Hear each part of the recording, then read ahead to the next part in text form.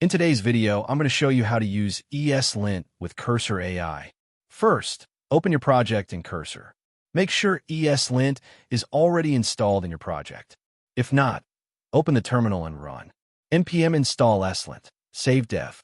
Next, create an ESLint config file by running npx ESLint init. Now, Cursor will automatically detect ESLint in most projects. To make sure it's working, open any JavaScript or TypeScript file and introduce a small formatting or rule issue. You should see ESLint warnings or errors highlighted directly in the editor. Cursor AI can also help you fix these issues. Just hover over the error and click Fix with AI or use the Quick Fix option. That's it. ESLint works with Cursor to help you catch and fix code issues instantly. And that's it. Thank you for watching this video.